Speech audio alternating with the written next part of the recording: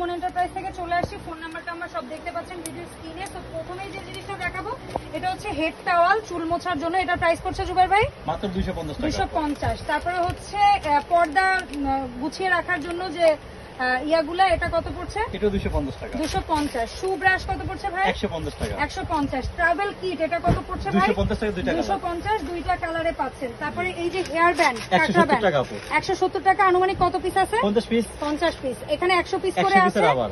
দুই তিন ধরনের কালার, এগুলা পড়ছে 150 টাকা। 150 টাকা। তারপরে 2 চেম্বার, আপনারা পানি, স্যালাইন, জুস যে কোনো কিছু একই সাথে বাচ্চাকে দুইটা জিনিস দিতে পারবেন। Double chamber, double sheep.